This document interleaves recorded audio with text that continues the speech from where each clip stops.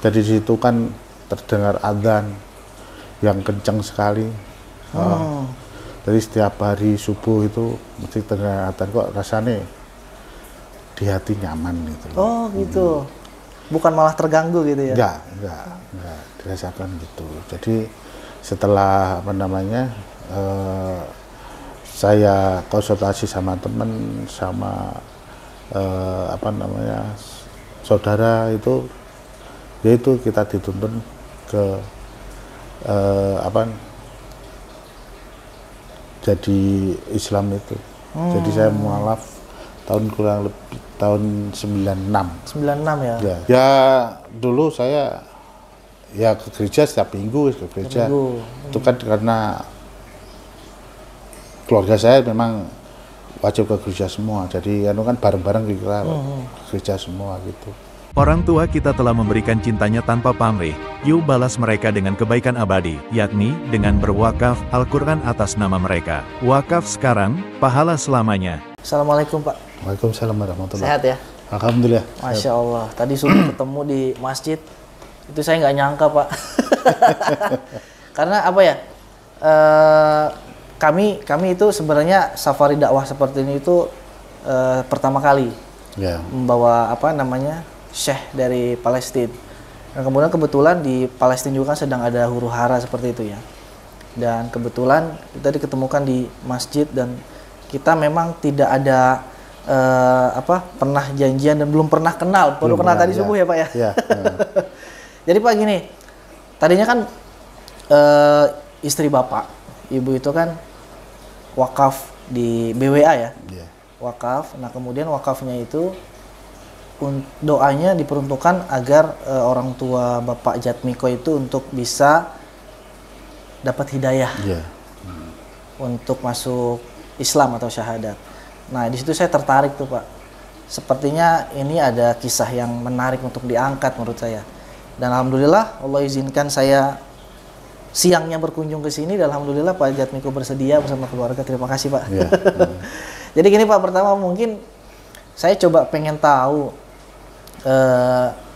cerita utuhnya ya mungkin ya, dari awal Pak Jatmiko di Nasrani gitu kan.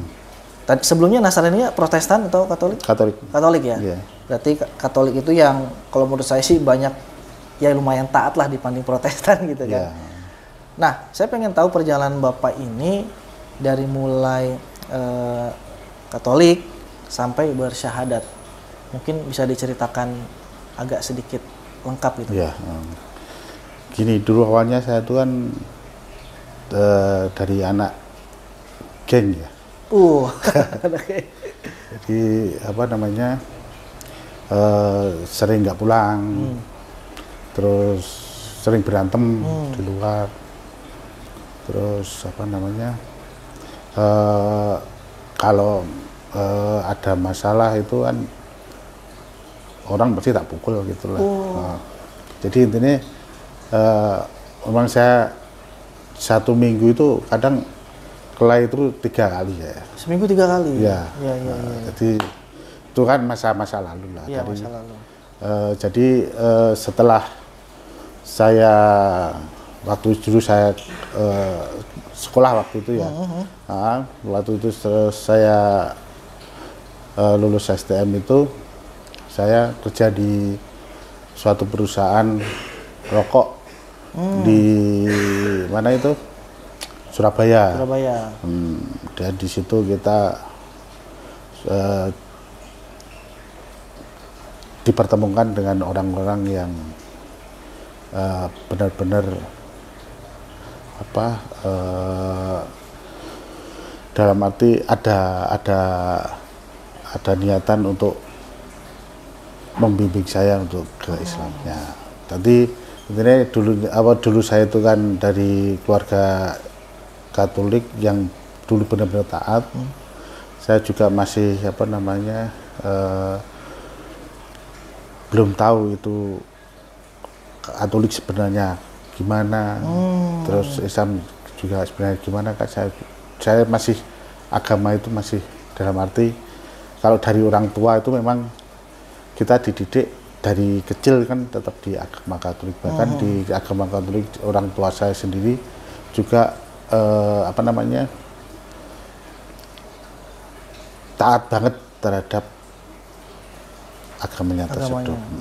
Jadi agama Katolik itu kan seperti ibu saya itu kan pengurus gereja juga. Nah, jadi terus setelah saya kerja di mana Surabaya, kita menemukan teman-teman itu kok apa namanya kosnya sendiri, saya kerja di suatu perusahaan rokok itu kan kosnya dekat masjid juga. Jadi di situ kan terdengar adzan yang kencang sekali. Jadi setiap hari subuh itu mesti terdengar adzan, kok rasanya di hati nyaman gitu. Oh gitu. Bukan malah terganggu gitu ya? Enggak dirasakan gitu. Jadi setelah apa namanya saya konsultasi sama teman, sama apa namanya saudara itu, yaitu kita dituntun ke apa jadi Islam itu. Jadi saya mualaf tahun kurang lebih tahun 96. 96 ya? Ya, 96 97 itu. Sudah 20-an tahun lebih. Ya, di Al-Falah Surabaya. Di Al-Falah Surabaya. Itu syahadat di sana. Ya, di sana. Nah, itu apa namanya? Kalau boleh tahu, ini kan berarti kan orang tua sekarang masih non muslim ya? Masih Nasrani ya? Non muslim ya. Masih ada semua lengkap ya? Kalau ayah sudah meninggal. Oh, ya sudah meninggal. Tinggal ibu. Ibu sama keluarga, 6 keluarga saudara saya kan 6 ya. Iya, iya. 6 bersaudara berarti. Saudara itu masih semua. Masih Nasrani semua. Nasrani semua. Nah, waktu itu gimana tuh orang tua ketika Bapak Jatmiko ini memutuskan untuk syahadat, untuk masuk Islam? Ya, kalau dari ibu saya juga nangis. Nangis ya? Nah, karena ya mungkin ya saya itu kan terkenal anak paling bandel di rumah. Jadi mungkin menangis dan kaget saya bicara itu. Kalau misalkan saya sudah masuk Islam, ya terus dia bilang gini, Islamnya buat berat ya? Berat lah, termati berat. Kalau Katolik itu kan cuma 1 minggu ke gereja, dalam arti kan gitu. Nah, terus kalau Islam itu kan harus 5 waktu. Bahkan ada puasa-puasa yang harus kamu jalankan di situ, seperti Ramadan dan yang lain-lain gitu. Ibu saya bilang gitu. Pokoknya intinya kalau memang itu benar, itu pilihan kamu, ojo tadi Islam biasa-biasa. Jadi ini itu kan ibu saya sing tak ingatkan kata-kata ibu saya itu kan, nek dadi mau pindah agama di Islam, yaitu kamu jalankan. Semua harus kamu jalankan. Harus paling hendak 5 waktu itu harus kamu jalankan. Puasa, saya sudah, ya Bu, saya sanggup kayak gitu. Dari disitunya saya juga udah mantep lah. Dari situ ya sudah saya nikah di tahun 98 ya. Nikah di 98 itu ya saya bismillah. Pokoknya intinya nanti kalau misalkan punya anak ya kita masukkan ke pondok semua, karena kan dalam mati saya basic agamanya kan kurang. Terus istri saya juga Islamnya masih Islam biasa-biasa. Jadi ya kita tetap apa namanya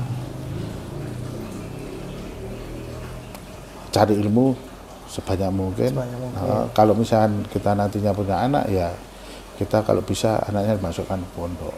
Alhamdulillah anak ketiga-tiganya saya di pondok semua. Alhamdulillah. Masukkan ke pondok itu di SMP, SMA kita wajib pondok semua. Jadi kalau misalnya kuliah terserah mau kemana kita gitu. Ya alhamdulillah anak saya masuk pondok semua. Pondok semua ya. Alhamdulillah ya. Alhamdulillah. Dan itu kan Masuk pondoknya ya juga mayoritas atas kemauan mereka ya berarti ya. Atas kemauan mereka juga motivasi dari istri saya Dari juga. orang tua pastinya. Orang tua tentunya. Sehingga mereka mau gitu harus kan. mau. Baik. Kalau misalkan nggak ada motivasi dari orang tua sih, anak zaman sekarang kan Agak susah ya. susah juga. Kita harus ada pendampingan lah. Betul. Nah kalau boleh tahu gini Pak, dulu ya waktu masih Katolik atau Nasrani, itu kegiatan keagamaan Pak Jatmiko tuh seperti apa? Apakah memang taat betul atau biasa-biasa aja atau seperti apa? Nasarinya. Iya. Ya dulu saya ya ke gereja setiap minggu ke gereja. Itu kan karena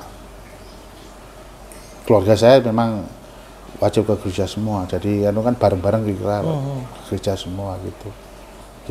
Karena orang tuanya pengurus gereja atau? Ya karena orang tua pengurus gereja kan dulu masih ya apa ya. Saya dari kecil kan sudah Katolik ya dalam arti dari kita lahir sudah dibaptis. Jadi sampai saya ke gereja sampai ke sekolah SMA ya, STM itu.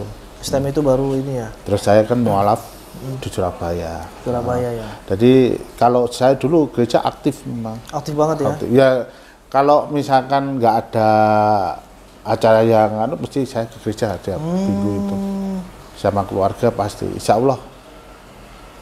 Pokoknya artinya nggak jauh lah dari gereja waktu itu. Nggak jauh dari kegiatan gereja lah ya.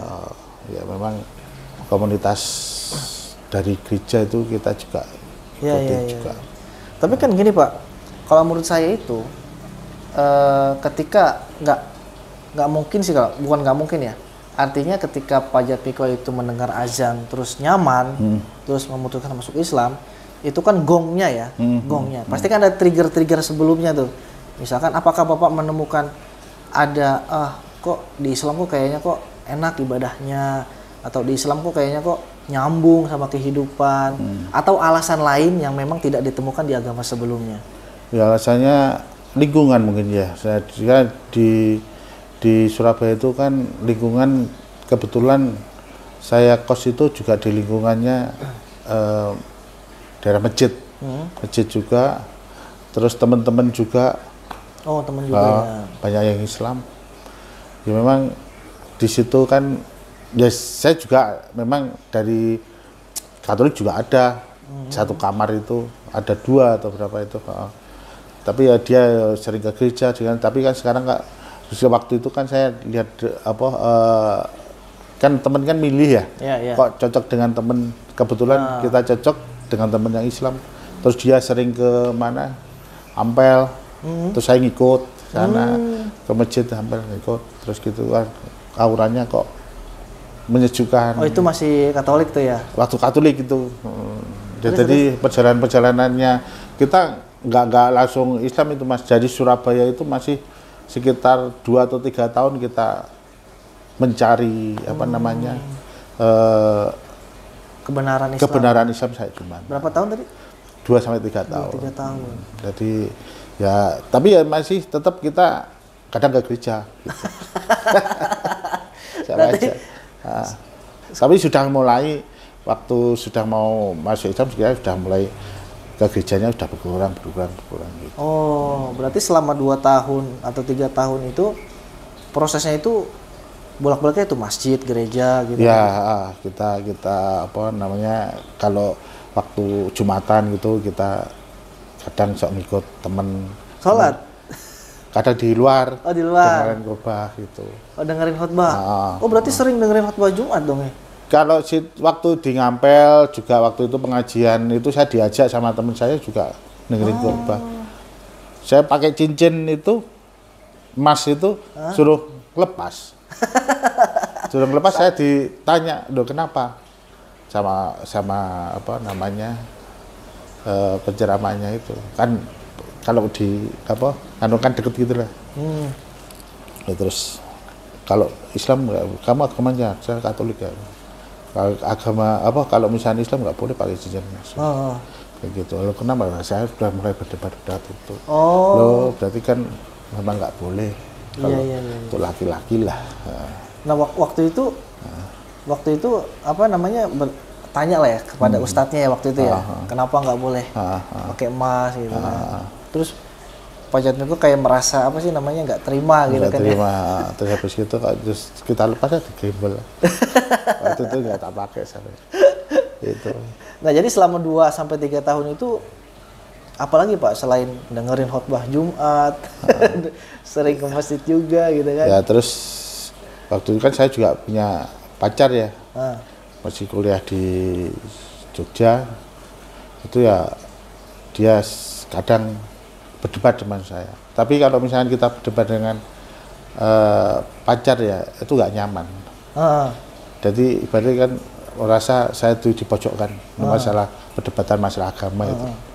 Tapi saya malah enak enjoy berdebat dengan sama-sama dengan orang Islam tapi seperti laki-laki sama jenis ya. Nah, jadi enak. Jadi kita bisa menerima gitu. Iya. Jadi di situ kita kebenaran mulai datang dari situ. Apa waktu itu Pak yang didebatkan sama teman-teman? Ya masalah simpel sebetulnya, seperti makanan harusnya kan kalau misalkan seperti anjing, babi itu kan haram ya buat Islam. Yeah. Tapi kenapa kalau misalkan di Katolik kok dimakan begitu, berarti kan ada sesuatu yang di situ ada apa kan gitu kan. Itu kan kita cari di situ kan juga. Kita kali sama Islam ternyata di situ banyak penyakit di dalamnya. Kenapa kalau gitu kok dimakan sama manusia kan? Iya. Nah, di situ juga itu aja. Ya itu ya terus banyak lagi lah. Kalau misalkan seperti adzan, saya yang paling tersentuh itu kan di adzan. Adzannya denger itu rasanya nyaman. Terus padahal saya dekat itu kalau misalkan kan mesti merasa terganggu ya. Iya. Tapi rasanya kan ada auranya itu nyaman sekali kalau nyaman ke telinga ya. Telinga gitu. Terus saat itu ya saya putuskan ya langsung masuk di Islam itu ya. Tapi waktu itu dulu Bapak itu termasuk orang yang ini nggak sih, maksudnya kalau di Islam kan ya orang yang taat itu kan ya sering baca Quran gitu kan. Kalau waktu itu belum sampai gitu. Kalau misalnya di Katolik ya baca Injilnya itu kan menemukan ya banyak kejanggalan di dalamnya gitu. Itu. Ya itu nggak usah disebutkan lah. Tapi nggak enak. Iya. Sebenarnya gini Saya bisa dibuat perbandingan sama yang kok banyak bertentangan dengan itu waktu itu Bapak menemukan kejanggalan itu waktu masih Nasrani ya, Katolik ya. Tapi kok Bapak ada kepikiran, wah ini kayaknya janggal nih, itu kenapa Pak? Apa Bapak pernah baca tandingannya atau tandingannya itu kan kita sama temennya ya, sama dengan seorang teman-teman gitu. Kalau misalkan masalah Islam itu harus gini. Kalau Katolik kan juga kok dilanggar di Katoliknya banyak dilanggar gitu loh. Ya gitu aja. Contoh misalkan kalau di Katolik itu di Injil itu memerintahkan A, tapi kok malah dilanggar gitu. Kayak gitu-gitu. Ya Allah Rabbi. Ya. Seperti itu ya. Nah kemudian selepas syahadat, biasanya kan ada orang yang memang itu syahadatnya itu kan ya udah syahadat, oke, kok Islam gitu kan, aku Muslim sekarang, udah hambar aja, biasa-biasa aja. Nah setelah itu gimana tuh? Apakah biasa-biasa aja atau gimana tuh? Ya setelah syahadat ya kita tetap kan waktu itu kan terus saya pulang ketemu sama orang tua, kita cerita, terus sama pacar saya juga saya cerita. Tapi kalau dari orang tua sendiri kan pokoknya ya tadi itu, kalau misalkan itu memang pilihan kamu, ya kamu harus lakukan dan harus jalankan. Padahal bilang Islam itu berat loh, tapi ternyata yang kita jalankan sekarang juga nggak berat-berat. Iya ya. Tapi malah rasanya senang. Ya, happy. Kita walaupun misalkan seperti dulu saya di Katolik itu kan katakanlah misalkan subuh ya, dengar adzan subuh dalam hati saya, lu subuh apa ibadah suruh apa bangun sholat kan gitu kan dulu pora apa dalam arti kok enggak anak turu kok lagi anak tidur ya, anak tidur kok bangun. Nah, tapi kalau misalkan di Islam sendiri sekarang rasanya itu kalau misalkan sudah kena adzan itu loh, rasanya udah bangun sendiri. Jadi kita berkemas langsung ke masjid, rasanya enak, nyaman itu. Nyaman banget ya. Jadi bukan cuman apa? Karena kan ada juga Pak orang Islam loh, padahal dia itu kok kayak ngerasa nggak nyaman sama azan gitu. Iya. Gitu kan. Nah waktu itu memang orang tua itu kan tadi kan nangis ya setelah Pak Jatmiko itu syahadat gitu kan. Nah respon keluarga yang lain gimana itu? Ya respon keluarga yang lain ya mungkin sama juga sih dengan karena kan keluarga saya ya Katolik kan bukan Katolikan gitu loh, jadi benar-benar taat benar. Jadi mungkin rasa kecewa, rasa apa kan bisa ada gitu. Tapi kan saya udah Bismillah lah, itu pilihan saya, bilang gitu. Tapi ternyata kita tetap di keluarga pun kita pulang, ya diterima dengan baik. Oh alhamdulillah ya. Cuma baik, enggak ada.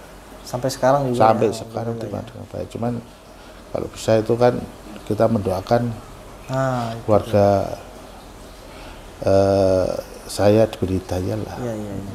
Nah jadi Pak kalau misalkan gini Pak, saya penasaran dari tahun ke tahun Bapak ini kan sudah hidup, bukan sudah hidup, ya masih rukun lah ya dengan ibu, dengan keluarga gitu kan. Nah ini dari tahun ke tahun itu kan pasti ada hari rayanya mereka ya. Iya. Nah ini gimana menyikapinya antara hari rayanya Nasrani dan hari rayanya kita sebagai umat Muslim nih Pak? Ya kalau kita pas hari raya Nasrani ya, Katolik itu seperti Natal, Paskah itu kita nggak pulang. Kan saya kan di Malang, keluarga saya kebanyakan keluarga besar saya itu di Magelang. Jadi kalau misalkan walaupun kita pulang pas hari raya itu saya nggak di rumah, saya di rumah istri. Pas hari itu raya ya? hanya. Terus jadi misalkan setelah itu kita pulang. Jadi kita ya nggak mengucapkan.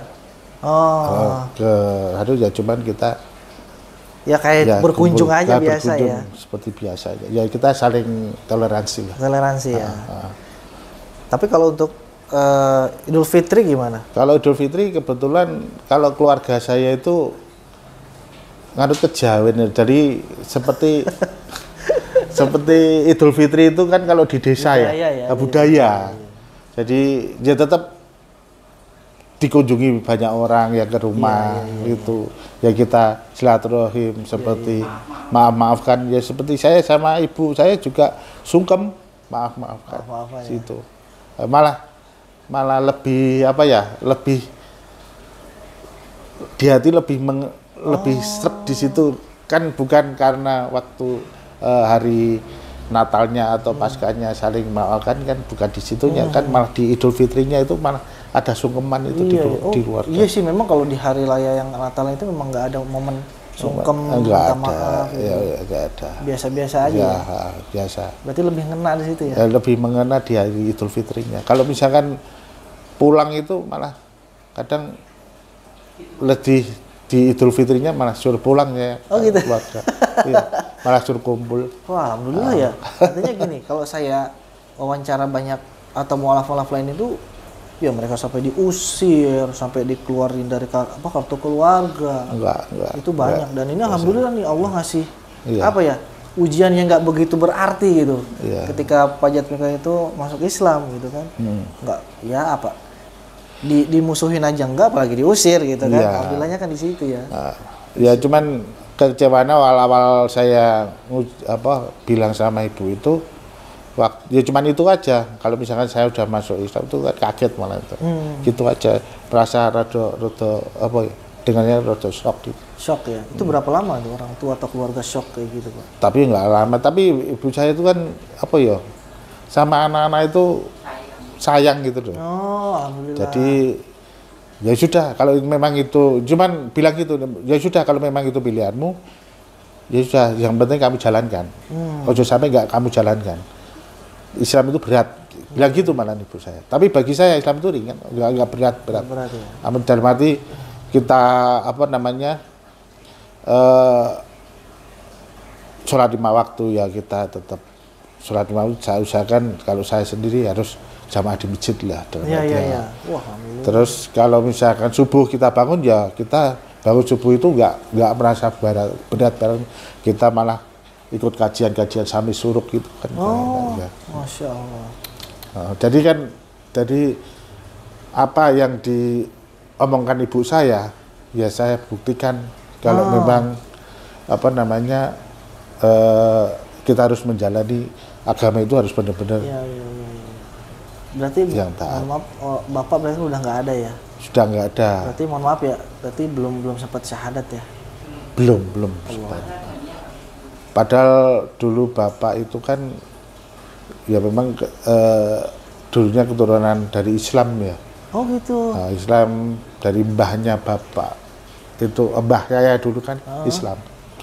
Loh kok Bapak bisa ini? Terus itu ceritanya itu kan dulu waktu Belanda itu loh, zaman Belanda itu kan ada terus mbah saya meninggal karena perang Belanda itu, terus diasuh dengan keluarga kan bapak masih kecil diasuh keluarga Nasrani ya jadi Nasrani. Oh ngikut gitu. Dari situ ya. Ibu saya juga gitu.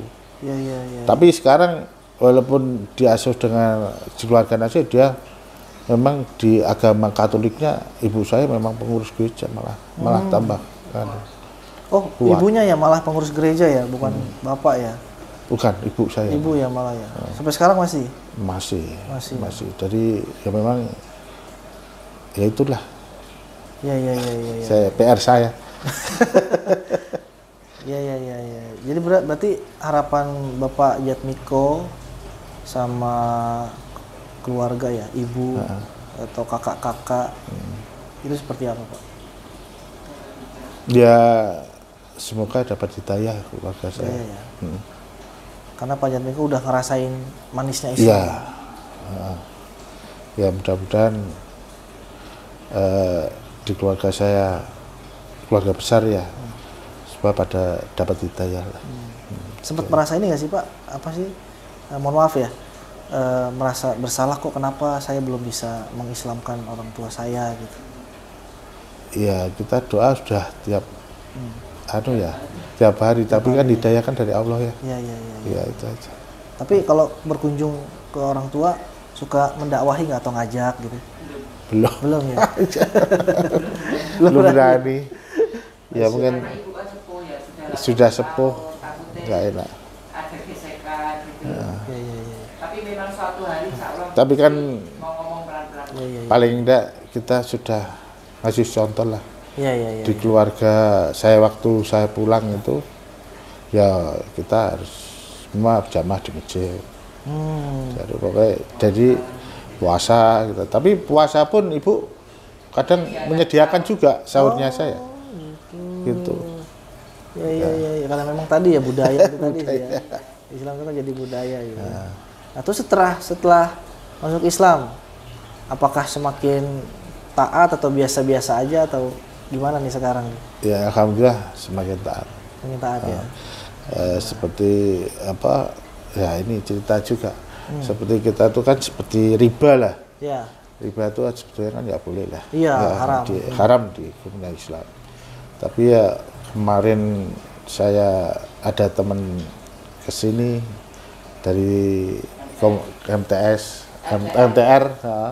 itu komunitas Pajero ya, dulunya saya di komunitas Pajero, jadi yang sering bergadang, terus kemarin ada yang sudah mulai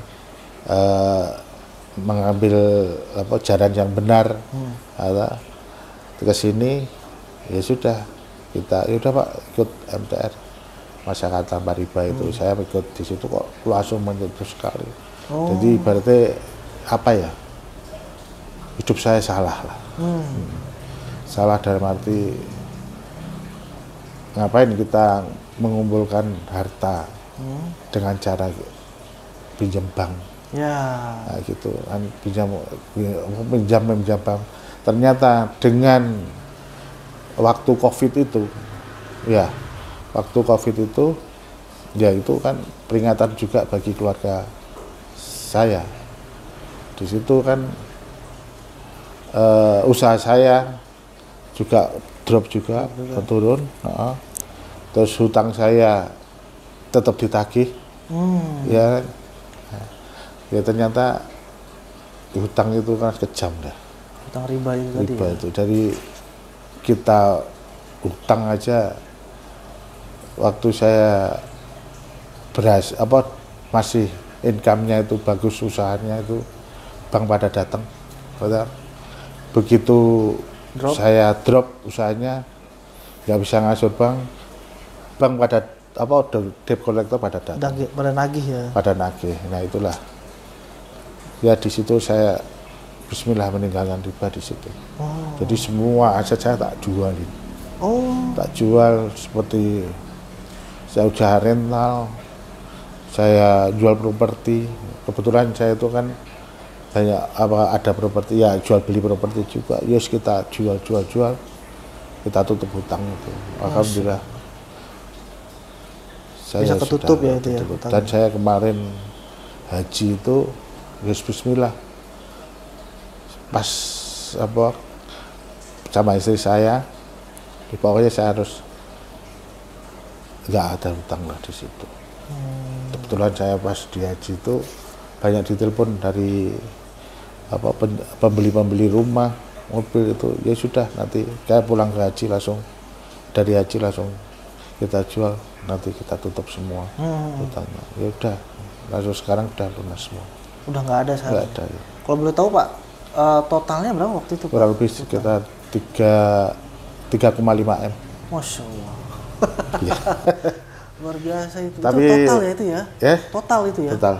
Tadi sekarang dengan nggak adanya utang itu tenang, Mas. Alhamdulillah ya. Alhamdulillah. Jadi kita mau kemana aja jauh. Kalau bahasa Jawanya bisa ambekan. Wah, bisa dulu ambekan. tidur teringat hutang. Tapi sekarang udah nyaman, nggak ada. Masya Allah Pak. Barusan kita lunasin tahun ini udah mulai kita lunasin.